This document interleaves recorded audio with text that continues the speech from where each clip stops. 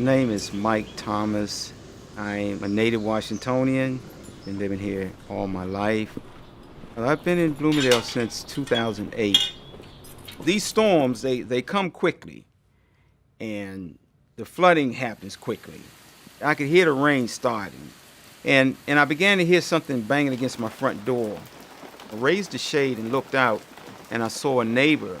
He had water up to his knees. The thought was, where will I get help? Opened the door, and I was trying to air the place out. A couple neighbors came by. That was the first time I met Tom and Memo, and apparently they knew the history of that particular unit, so they came to check to see how things went. We knew that people in the neighborhood had flooded. We didn't flood at that time.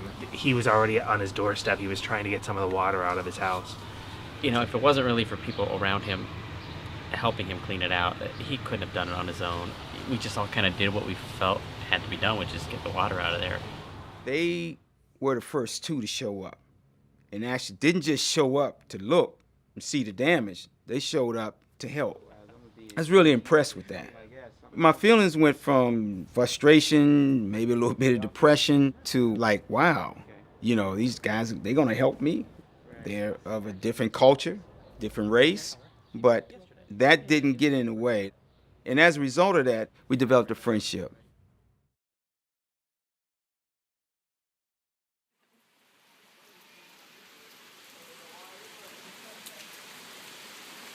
It was the day before Labor Day, 2012. As soon as I got to my block, I walked up to my front door, and I could see the door was forced open.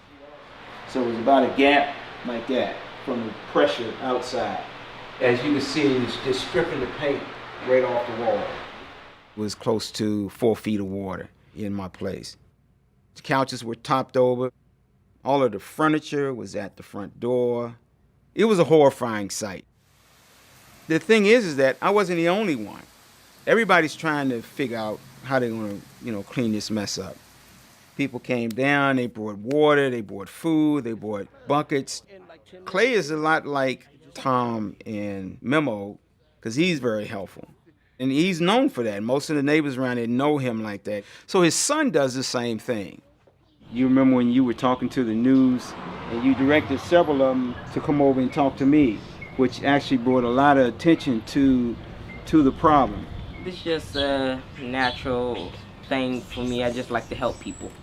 I just feel that when a person's in trouble or needs some assistance, that you feel that's his job. But just being a neighbor and giving, it comes back. It's a thing called pay it forward, and he'd like to pay it forward. I would want to teach her to, like, if you see somebody that needs help, just like help them out and draw attention to get some people that would help out. You don't have to do nothing big. You can do stuff little stuff, and anything counts. For something like this, I think we all realize we have to help each other. We're here. We're here when it happens. Certainly, yes, I'm vulnerable just like everyone else, but I know that I can get through this because I know that I have people here that will stand with me, and help me through this. I'm pretty confident now that whatever we may be faced with in that community, we would be able to come back from that because of the bonds that have been formed between neighbors. They have a farmer's market that meets on Sunday mornings. It brings the entire community together. And you see people just kind of walking back and forth, and they're talking and sharing with one another. And one of the reasons they do it is to try to bring the neighbors together. Meet your neighbors. See who's in your neighborhood. See who lives next door. See who lives down the street. As a result of doing that, when there are issues in the community, it's not difficult to come together. We all want the same thing. We want a safe, vibrant community. And the only way we want to have that is that we work together. And I know that I can rely on you, you can rely on me.